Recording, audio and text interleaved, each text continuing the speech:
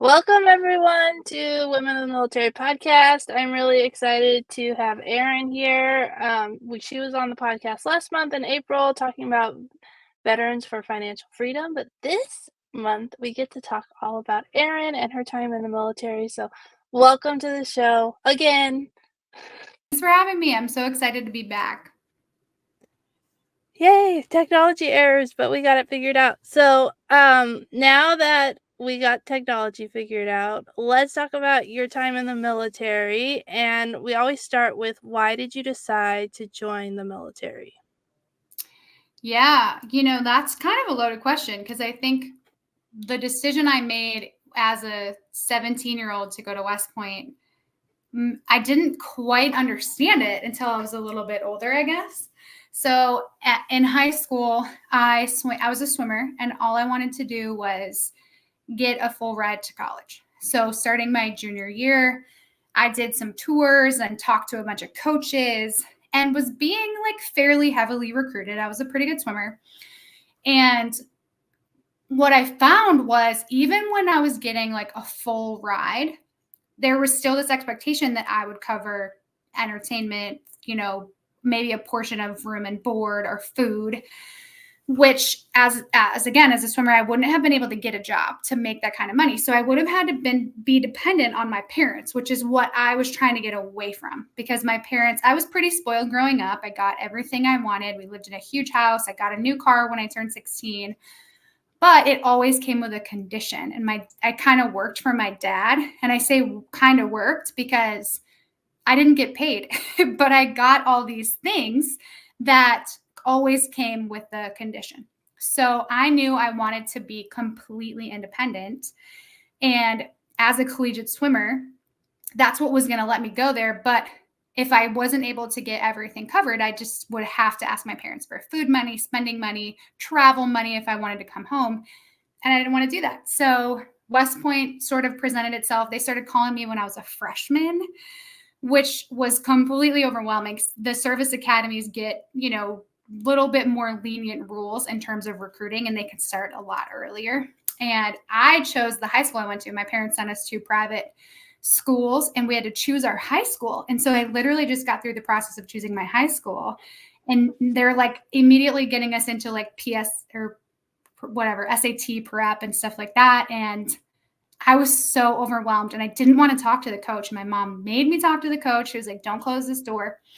So anyway, it wasn't until like at least 2 years later that I came to West Point for a tour that I realized this was where I wanted to be, and was also going to allow me to be completely independent, which I don't think I quite understood what that meant at the time, but it makes so much sense now with like my post-military life. So anyway, that was, I think, a huge thing. I had no clue what I was getting into. I'd never even met anybody in the military. I didn't know anybody that went to West Point. It was a steep learning curve for sure. Yeah, that reminds me of when I ran cross country in college or in high school, and I was recruited, but then it was like, we can give you this much money, but then you have to cover the rest, like room and board.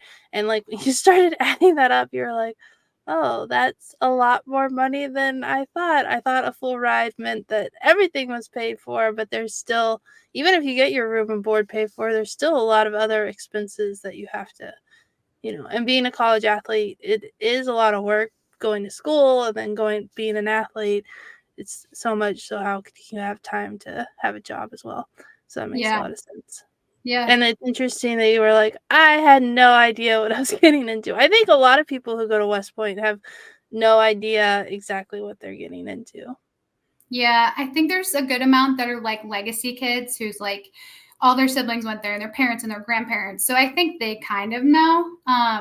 But still, I mean, until you're there, you can't really understand it. And I even remember like coming on my tour. So I live at West Point now, which is interesting, like coming full circle.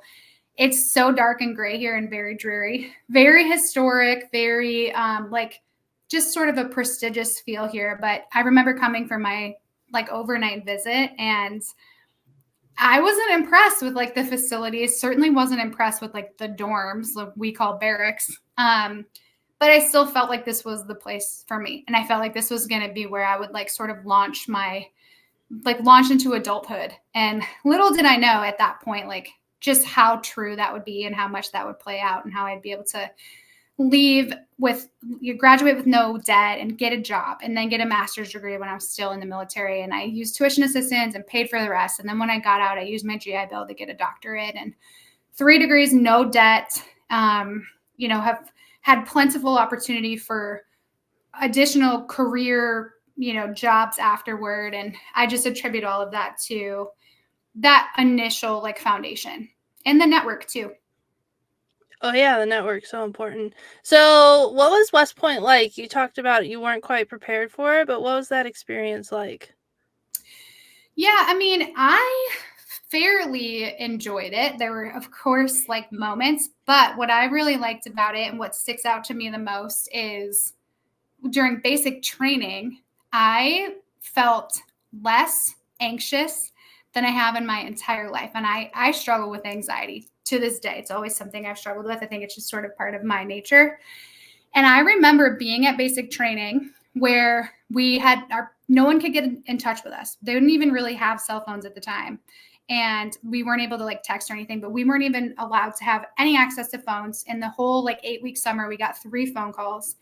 Nobody could get in touch with me. I didn't have to take care of my siblings. I didn't have to deal with my dad's business or paying bills and things like that. And for the first time in my life, I had no one to worry about but myself. And all I had to do was perform.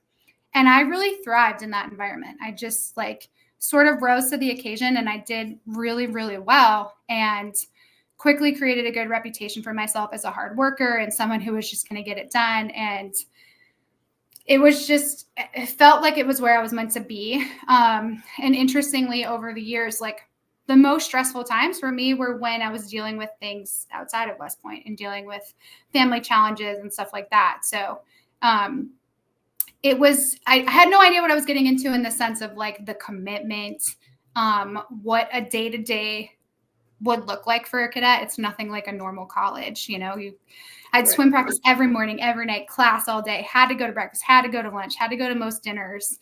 So it was quite different and I had no clue. But I think I settled in and I don't know if I thrived, but I certainly did better than most. You made it through. So Yeah. I think that's interesting because now today's most boot camps you're allowed to get a cell phone and like sometimes it's taken like on the weekend, like you get your free time and you get your cell phone. And I think it's interesting because I kind of have like mixed feelings. Like I like the accessibility and the fact that you're able to call home.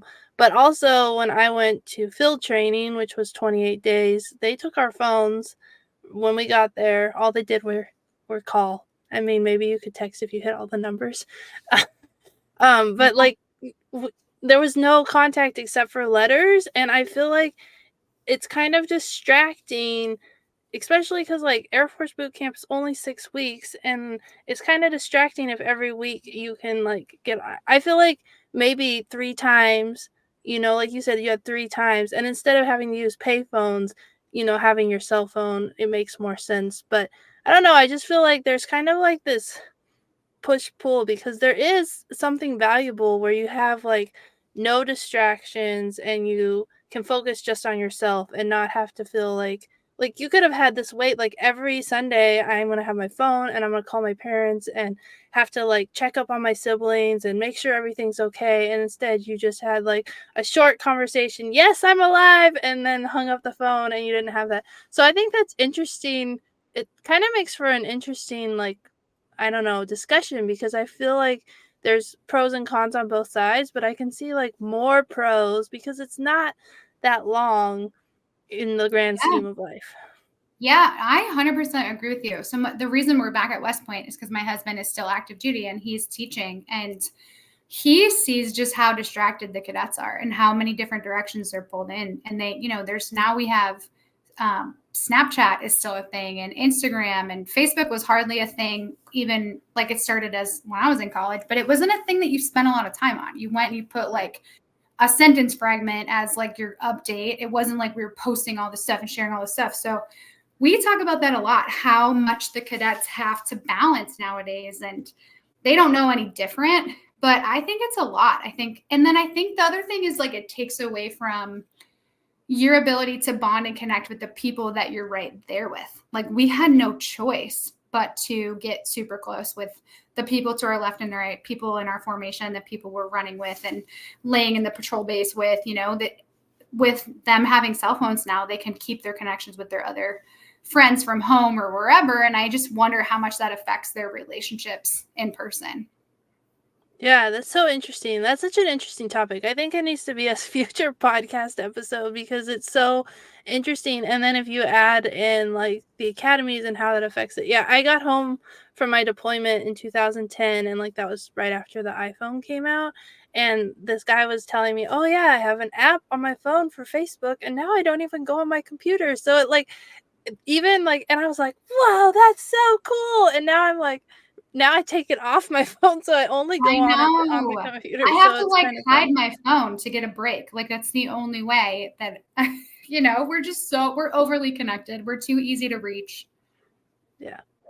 Alright, let's get back that's a good side conversation and definitely something I need to look into more because it's so interesting. But, let's talk about you went through West Point and then you graduated, and what was your career field, and what did you do first? Yeah, so I branched engineers. So I was an officer in the Army for almost 8 years on active duty.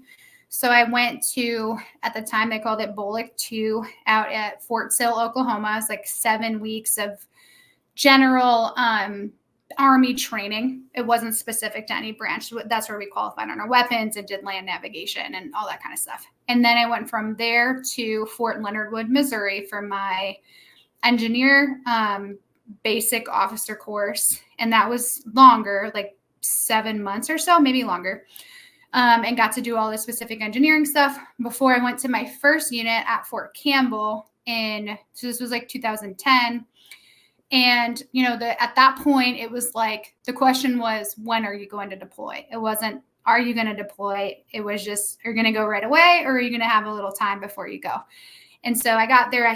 We stayed home for the first like probably 10 or 11 months, essentially like prepared for the deployment that whole time, then deployed for a year, then came back for a year. Then I went to the career course back at Fort Leonard Wood, Missouri, did my company command at Fort Bragg in an infantry unit.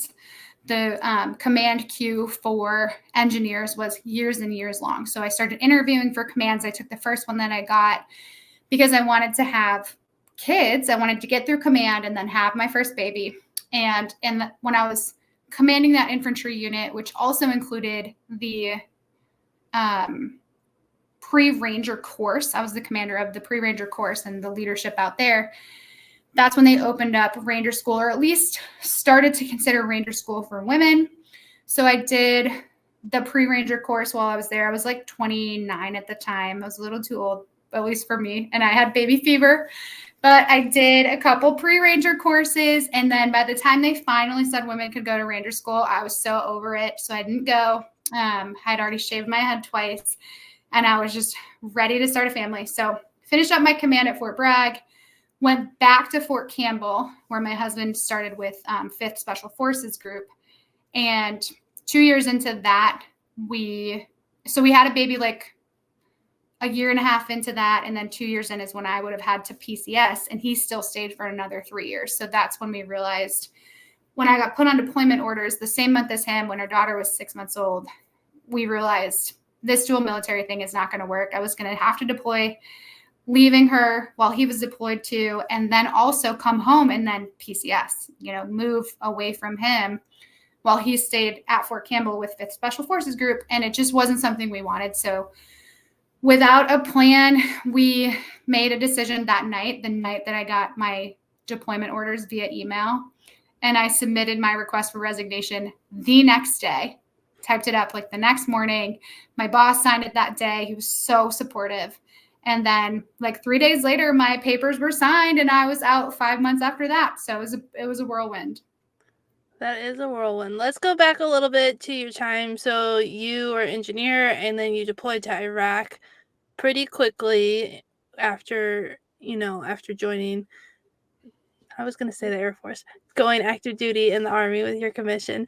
And so what was that experience like? Because that was kind of like the wind down of Iraq, if I got my years right, because it was like Sure was. 2010. Yeah. Yeah. So we were the last engineer unit in Iraq. So we got there like January of 2011, and we were told, you're shutting down Iraq, get all the equipment out, or, transition it over to whoever we were giving it to, and be prepared to stay for 18 months. Like, there's no one backfilling you. Who knows how long you're going to be there. So we were in it, right? Like, and that was a huge mental strain, like not knowing, not having a countdown, not knowing when we were coming back. And then the other thing was, I just remembered this right now, but the government kept threatening to shut down, and they kept saying, like, there's a chance you're not going to get paid. And I'd never heard of that before. I don't know if it just wasn't a thing, or just, I was still a kid whenever that was talked about. But I was like, the only thing keeping me going here is my paycheck, right? Like my tax-free paycheck. And I was so kind of messed up by the idea of like not getting that. So that was a challenge. But anyway, we ended up coming back right before Christmas. So we stayed like the entirety of 2011, but it was just shy of 12 months. Yeah, that is crazy. And I remember, because I was still in the Air Force in 2011 when they shut down the government for like 4 days, and I was like so perturbed that I had to go to work and didn't know when I was going to get paid, and I was in the United States, so I really had no reason to be that upset. But it was a huge thing of like, I'm working and I don't know when I'm going to get paid. And they ended up, passing the budget before the 15th, so everyone got paid. I think it was just delayed a few days, but that is, yeah. And then not having my countdown clock when I was deployed was like the thing that helped me get through the day. So like being like, it could be a year, it could be 18 months. That's really Yeah, challenging because you don't it's have any. Yeah, especially, so we had like the countdown to R&R. So that was back in the days when you got like your 2 weeks of Yeah. R&R. But coming back from R&R, like that was a really, really rough time. Because we just didn't know. We had no idea. So that was like August. My brother got married that August. So able to come home for that. But yeah, it was rough going back. But then once we went back after that, things started to move. Because like before that, it was like we weren't making any movement to leave the country. Like we're going to be here literally forever. And then we finally started. And I wonder if that had anything to do with the budget. If they're like, we need to start making this move a little bit. But yeah, it started to move after that. So things got better. Yeah, that makes sense. That makes sense that like you got back and then, you left a few months later after you got home from your R&R, so it makes sense that stuff started to move, but all that lead up time you're like, we're just sitting here not doing anything. And Yeah. we're it. So that would be really frustrating. That would be really hard. It's a whole nother level of complexity. And Yeah. then you said, let's talk a little bit about like what it was like to be in an infantry when women were like, they were talking about women being in infantry, and they were talking about like that change, and then you did the schooling in the first part, but so what was the like climate around women in the unit? Did you feel supported? Did you feel like you were having to prove yourself? What was that like? So as an officer and as a commander, I felt very, very respected. I had some issues with one-offs here and there throughout my career. But especially once I hit command, I felt supported and respected. Now, granted, I was in the 82nd, which they weren't on any sort of deployment schedule. So it's a little bit different than what I had experienced at Fort Campbell when our op tempo was just crazy and we were deploying all the time. So the like busy was different there. But I had great relationships. So it was an interesting command. I commanded in the 82nd Headquarters Battalion. So as the Alpha Company commander, and a lot of my company outranked me. So it was I was a captain. It was a lot of majors and lieutenants colonel. And there was even a full bird colonel in my company. And when they started talking about Ranger School, I had already had a sapper tab. I went to sapper school, which is somewhat equivalent to Ranger School. It's shorter, but it's harder. And it's also more mentally challenging than Ranger School is. There's a lot more like academic sort of stuff. There's a lot of demolitions. It's more engineer focused. Okay. So I was the 16th woman to get my SAPR tab. I did that when I was like 23. And this was, 5-6 years later. And so when this guidance came out that we're thinking about opening Ranger School to women, we're trying to figure out what that looks like.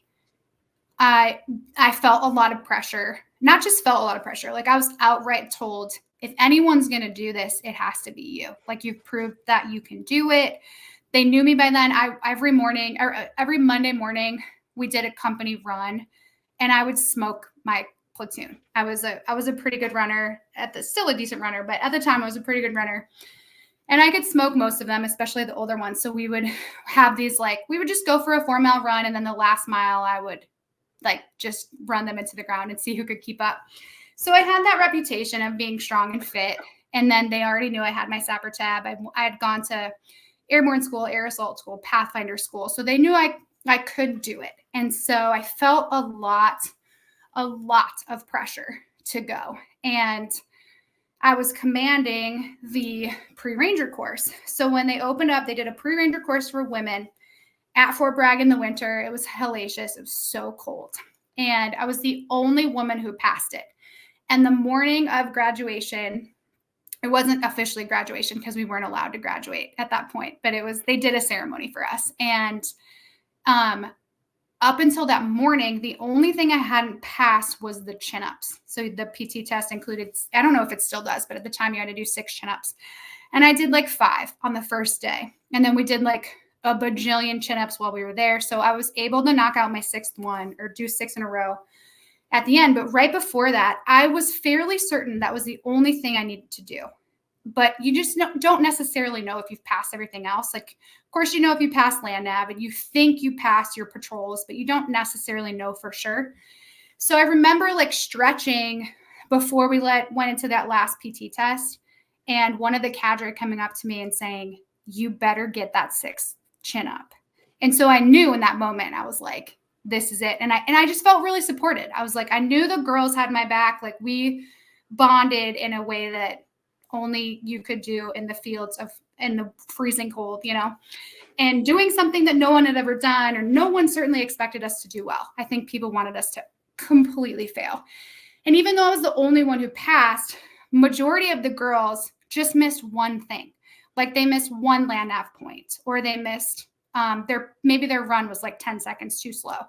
We put up a really good showing, especially considering that we had no training. No one had ever put time into this. We never did any of it. So anyway, we killed it. And so I did feel very, very supported, but at the time it was still this very up in the air thing. And the other frustrating thing was my husband and I were our careers matched. We both graduated West Point on the same day. We both went engineers. We both went to SAPR school together. We went to most of our schools together. And then when he said, "I want to go to Ranger school," they were like, "Okay, go." And then when it was "I want to go to Ranger school," they made me go to 3 pre-Ranger courses before they would even say, "Okay, we'll think about letting you go." So that was really frustrating, especially as a 29-year-old woman who had baby fever. So it was an interesting time, but I'm grateful to have been part of that. And the ladies there's been over 100 now that have their Ranger tabs. They are so insanely impressive. They're absolutely amazing. And I'm really glad that they got an opportunity to get out there and just show what they can do. Yeah. Well, it doesn't surprise me that you guys knocked it out of the park, and you guys that you passed and that everyone else was so close, because I feel I was so annoyed as all that stuff was happening, because I deployed and was attached to an infantry unit, and you can't be in an infantry, but you can be attached. And I was I don't know how it's different. We went on the same missions. And so when they were "Can women do it?" I was well, you didn't care what my gender was when you just changed the word, Right. I mean, all the other guys were attached too, but it was that was their workaround. But then they're "We need to do a survey. We need to try this stuff." And it's but women are already doing it. And Already so, doing it. Yeah. I had that same experience as a combat engineer. I got my sapper's tab, but I wasn't allowed to serve in a sapper unit. Right. And I wasn't allowed to be a combat engineer, but every single one of my soldiers was a combat engineer. And we did combat engineering missions every day in Iraq. So they have come a long way, thankfully. But yeah, that was super frustrating to not get that recognition and always have it sort of be like an asterisk next to it, or like a, yeah, she did it, but, Right. Even though it was the exact same thing. Right. But there That was we knew still that. an asterisk. We knew Which that, I and I think think is they knew that too, but Which I think is why you got so much support from, like, the trainers and the people in the unit, because they knew that, and I feel like a lot of the pushback and the hate that women received came from people who either deployed, a long time ago, or were civilians and hadn't deployed at all, and they only had, like, the media, and so I feel like that was, like, part of there wasn't a very good PR campaign done by the yeah. military, like, they should have highlighted what women instead they were like, "We're kinda breaking the law, so we're gonna just not highlight it," and I was like, that did a disservice to women and what they had done, so I'm glad that now, but I'm still working to, like, share these stories because I think people need to know, like, the reason that women have the ability to do what they did today isn't because the military woke up one day and was like, "Let's try this." It's because women proved that they could do it, and then the military is like, "We have to have women," and so then And they showed what changed an the law. asset they are and what Yeah. value they bring. Yeah. You know what's really interesting? The biggest haters in my experience were military spouses. I cannot tell you how many people reached out to me, some like on Facebook that I didn't even have any connection with. And they would ask me if I thought that women should do it. And I was like, well, obviously, I'm doing it. I'm like, what a stupid thing to say. And it was so frustrating. And they they were like, my husband says. And I was like, well, can you come up with your own thought on that? And also maybe not badger me about it, because if you thought about this for 2 seconds, you would know I'm obviously pro women in Ranger School if I'm a woman trying to go to Ranger School. So I found that really interesting. And I found more pushback from women, mostly spouses, than I did from any men. And it wasn't until like later, and more so like once I got into the business world, that I realized like there's no competition at the top. At the top, it's all collaboration. And the top is where big things happen and people are working together, and they realize that your success doesn't mean that someone else had to fail. And Right. unfortunately, in the military and even in organizations led by women for women, like we're taught that only a few can be the best and only a few can be successful. So inevitably, this competitive spirit ends up like bringing other people down. And it took me a long time to see and get past that. But it's still also something I have to like actively work on constantly, because I think it's sort of in our nature to feel that way. Yeah, and the culture, I mean, I think the culture has taught us that we have to, fight to be seen, fight to get that one spot, it's really interesting. Yeah. There's so much we could talk about. Yeah, that's so interesting, and I'm so glad that you got to share your experience because I think people need to know, like, the history of what women did to make it so that women could have all the opportunities they have today. And it's just amazing to be, like, part of that and see what women are doing. It's just like you said, it's collaboration and community. I'm not upset that I didn't have the same opportunities. Instead, I'm excited because I see women pushing boundaries even more and doing more amazing things. And so it's like a rising tide lifts all boats and not like, well, I didn't get, like you just get to see and cheer on the next generation. And it's really exciting. Yeah, I agree. Yeah. So you ended your story talking about how you got deployment orders and you had a baby and your husband got deployment orders and you guys were like, yeah, this isn't gonna work. And I understand. I was dual military, so I understand how complicated it is. So in that 5 months, as you're planning to get out of the military, your husband's deployed or is he getting ready to deploy? He was deployed like 2 months after my paperwork was signed. And then he deployed for like the last 3 months um, of that time. Yeah. So what was that like getting ready to transition out of the military? Like how did you figure out what to do? And then you have like, your spouse is gone because he's deployed, and you have a child, so like you have all kind. That's like Yeah. that's a lot to deal with. So what was that like? Honestly, I did not deal with it at all when I was in the military because I don't know that I realized what I was supposed to be dealing with. And I had a lot of things happening all at the same time. I became a mom, which like rocked my entire world like to the core. I thought I was going to be this like super career driven military officer who was going to make general someday. And then 3 days after maternity leave, I'm sitting at my desk and I get an email saying, "You're going to Afghanistan." And I was like, my first thought was, no, I'm not. And my second thought was, I must not be a very good soldier if I don't want to deploy. And so I kind of realized in that moment that like the conversation wasn't about how can I make this happen simultaneously. It was how can I move on to something else so that I can put my family first. And that was the only way my brain went. I didn't even consider trying to deploy or trying to keep doing the dual military things. We had done our family care plan, like went through the process of notarizing all that stuff and doing the whole rigmarole of paperwork and setting it all up. But it was very much just a thing we did because we had to. It wasn't anything we ever wanted to execute because our parents, my girls have 3 sets of grandparents. So we would have had to literally, who were all working, they were all working at the time. We would have had to choose one of those 3 to take our daughter at 6 months old and put her in daycare. And we were just like it made no sense. And it's just not what we wanted. So it was also so hard for me to drop her off at daycare a mile away. And I was like really struggling with breastfeeding and all that stuff. And I'm like, I've put in so much effort to get to where I am. And now I'm expected to just drop all that.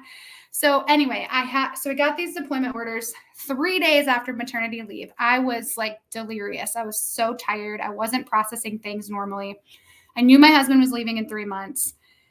And then I was told I'm leaving the same month. And it was just like, this is not a choice. This is the thing I'm going to do to survive and get through this.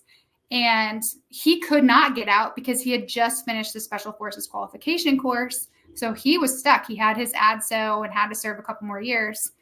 So part of the reason it happened so fast is because the timing lined up so that it was like right before Thanksgiving break or Christmas break. And I guess it would have been March, April, May, June. So yeah, right before Christmas. So this was like June that I dropped my packet.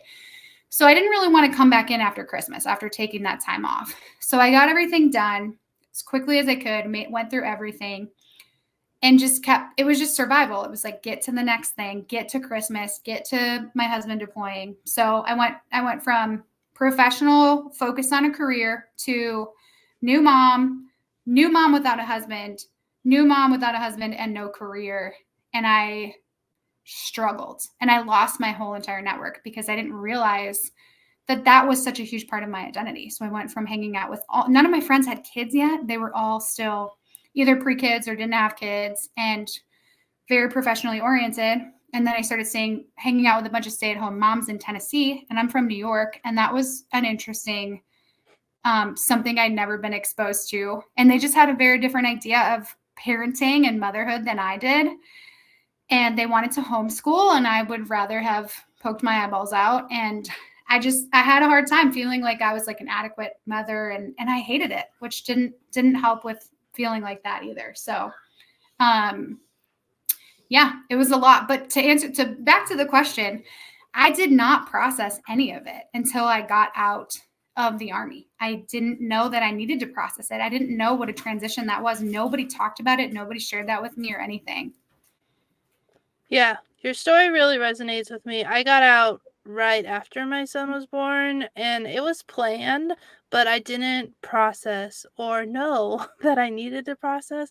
And my husband went to 2 months of training, and so I was like getting out of the military. He's gone, baby's not sleeping. I'm wondering what the heck am I doing? And I like really struggled with all the things, and I really felt like I was giving something up that I didn't even want, but I felt like I was giving, I had wanted it before I had a kid, so I your story really resonates with me, especially like not processing. Like I held on to being an officer until I was out of the military, and then it was like it was gone and my identity shifted. And so many of my friends, they didn't have kids because that was not the stage they were in. And so I just felt, and then I felt like I was failing at everything because I wasn't doing it the way you're supposed to.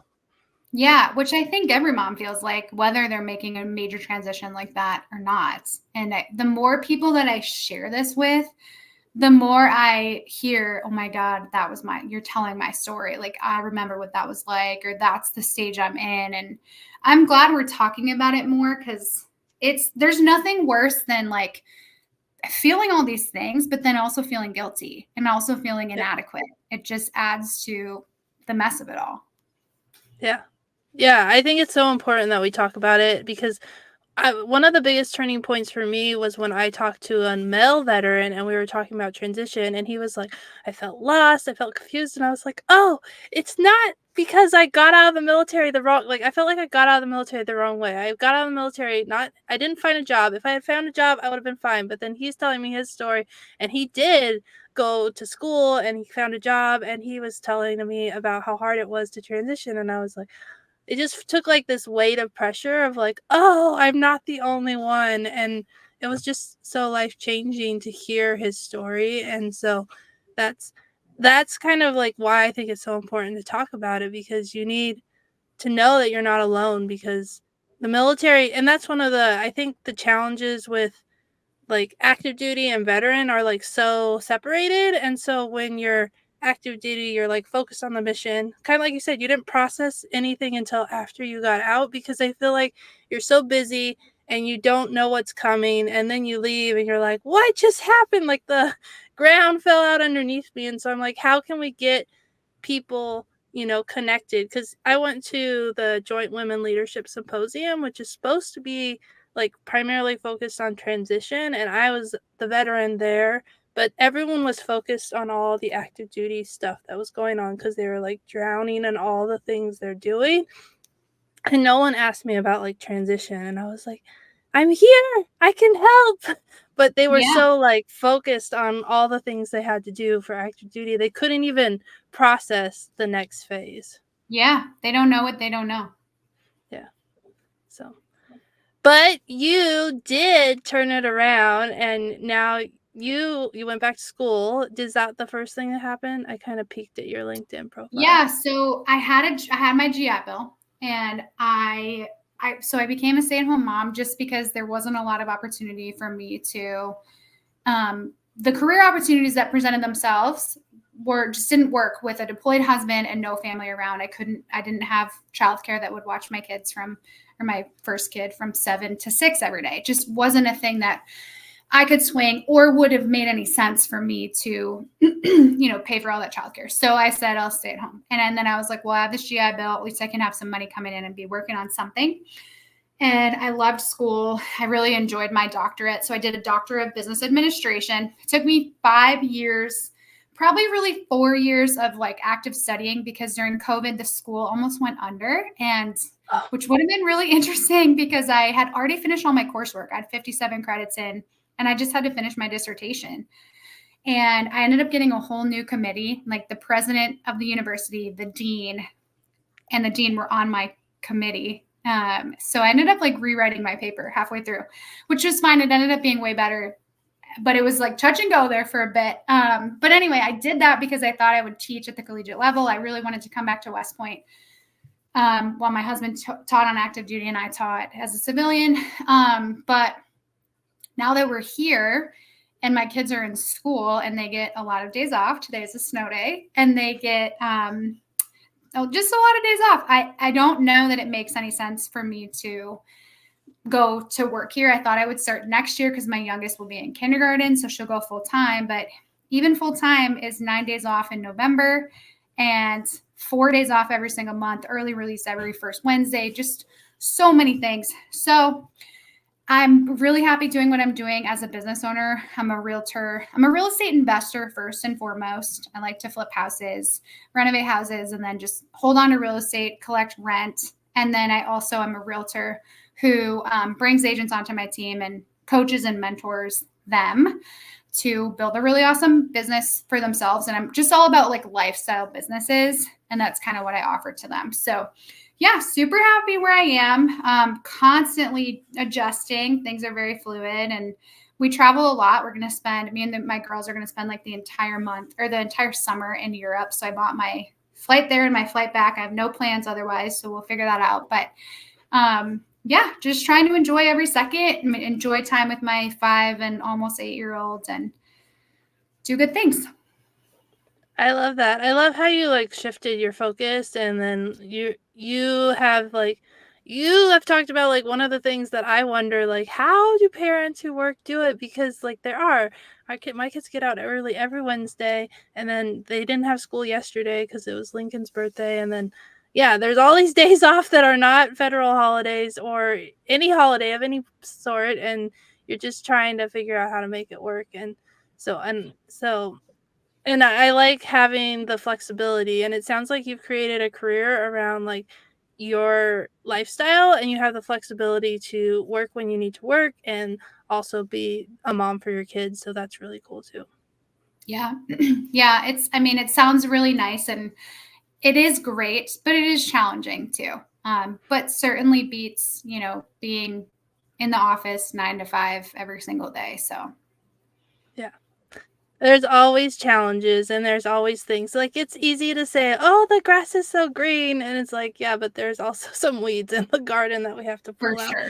And it takes a long time for that garden to grow. That's something that I have to Oh, tell for people sure. about. Like on social media, it seems like my business just exploded overnight. But no, I spent like 2 years of not taking a day off to get to that point. So it was worth it, Yeah. but it was hard. Yeah. I understand that. Yeah, people are like, "You just started a podcast." I was like, "No, I was blogging for years and working really hard, and no one was listening or paying attention."